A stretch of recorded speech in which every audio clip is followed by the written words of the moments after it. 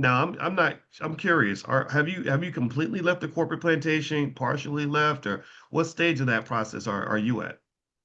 As of January 24th, 2025, I left the corporate plantation. So it's almost been exactly 1 year. When I left the corporate plantation, my physical health instantly improved. My mental health instantly improved. My wealth instantly improved. Um, my peace of mind instantly improved. And I'm never going back. Wow, wow, and I think that's important. I don't know if anybody else, how many, anybody else liberated from the corporate plantation yet? How many of you have left the corporate plantation? If you're free, put the word free in the comments. If you gonna be free, if you're about to be free, if you're buying your freedom, put that in there too. I'd say we borrowed money to go to college. A lot of us did because we thought we were borrowing money to get something that would make us feel freer.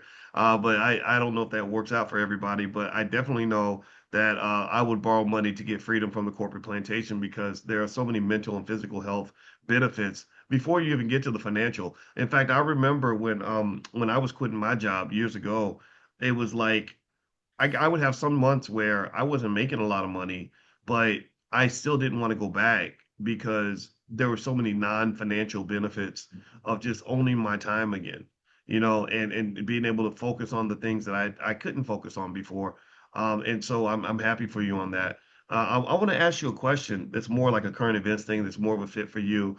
Even though, just so y'all know, in case you didn't notice, if you're a football fan, you'll notice that I showed up wearing this. He shows up wearing that. So that really tests our friendship, man. Really tested our friendship.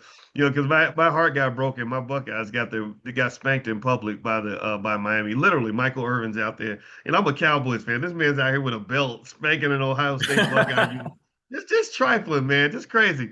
But anyway, I'm kidding. I'm happy for him. Let me ask you this: did you see anything about what was going on with the market today? The market dropped as of right now. It's down about 400 points, and a lot of people are connecting it to Donald Trump kind of attacking the Fed chair Jerome Powell.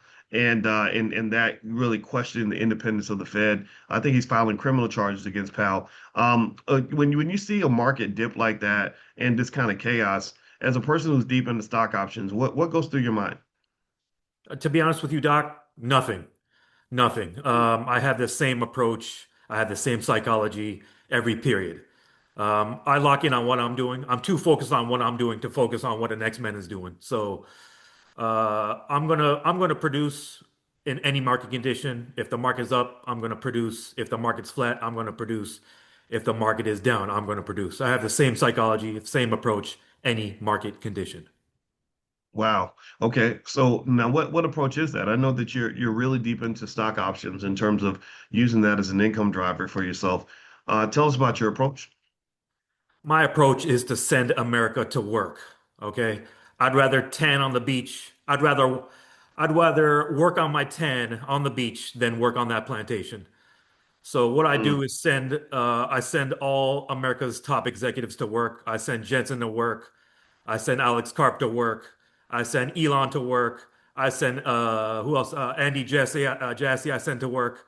I'm sending all of them to work on my behalf. I'd rather go to Fort Lauderdale Beach. So when you send them to work on your behalf, explain that a little bit further. I send NVIDIA to work through the options market. I send Palantir to work through the options market. I send Amazon to work through the options market. Um, I'd rather chill. Mm.